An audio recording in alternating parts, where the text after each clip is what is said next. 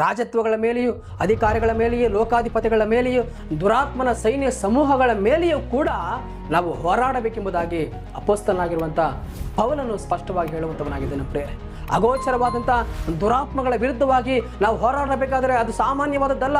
ನಾವು ನಿತ್ಯವೂ ಎಚ್ಚರಿಕೆಯಿಂದ ಪ್ರಾರ್ಥಿಸುವಂಥವರಾಗಿರಬೇಕು. ದೇವರೇ, ದುರಾತ್ಮಗಳ ವಿರುದ್ಧವಾಗಿ ನಾನು ಹೋರಾಡುವಂತೆ ಶಕ್ತಿಯನ್ನು ದಯಪಾಲಿಸು ಎಂಬುದಾಗಿ ದೇವರ ಸಮ್ಮುಖದಲ್ಲಿ ನಾವು ಪ್ರಾರ್ಥನೆ ಮಾಡುವಂಥವರಾಗಿರಬೇಕು ಪ್ರಿಯರೇ. ಆದರೆ ಇಂದು ಅನೇಕ ವಿಶ್ವಾಸಿಗಳು ಮೊದಲುಗೊಂಡು ಸೇವಕರ ತನಕ ಈ ಲೋಕದಲ್ಲಿ ಯಾವುದೋ ಪ್ರತಿಷ್ಠೆಗಳನ್ನು ಹೊಂದಿಕೊಳ್ಳುವುದಕ್ಕಾಗಿ, ಯಾವುದೋ ಸ್ಥಾನಮಾನಗಳನ್ನು ಹೊಂದಿಕೊಳ್ಳುವುದಕ್ಕಾಗಿ ಹೋರಾಟದಲ್ಲಿ ವಿಫಲರಾಗಿ ಸೋತು ಹೋಗುವಂಥವರಾಗಿದ್ದಾರೆ.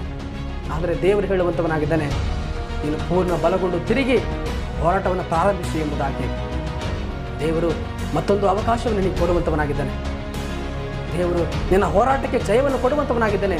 ಯುದ್ಧಕ್ಕೆ ತೆರಳಿದಂಥ ಒಬ್ಬ ಸೈನಿಕನು ತನ್ನ ದೇಶಕ್ಕಾಗಿ ಹೇಗೆ ಕೊನೆಯವರೆಗೂ ತನ್ನ ಹೋರಾಟವನ್ನು ನಡೆಸುವಂಥವನಾಗಿರ್ತಾನೋ ಹಾಗೆ ನಾವುಗಳು ಕೂಡ ಪ್ರೇರೆ ನಮ್ಮ ದೇಹವು ಈ ಲೋಕದಲ್ಲಿ ಮಣ್ಣಿಗೆ ಸೇರುವ ತನಕ ನಮ್ಮ ನಂಬಿಕೆಯನ್ನು, ನಮ್ಮ ವಿಶ್ವಾಸವನ್ನು, ನಮ್ಮ ರಕ್ಷಣೆಯನ್ನು ಕಾಪಾಡಿಕೊಳ್ಳುವುದಕ್ಕಾಗಿ ನಿರಂತರವೂ ಕೂಡ ಹೋರಾಟವನ್ನು ನಡೆಸುವಂಥವರಾಗಿರಬೇಕೆಂಬುದಾಗಿ ಭಕ್ತನು ಹೇಳುವಂಥವನಾಗಿದ್ದಾನೆ.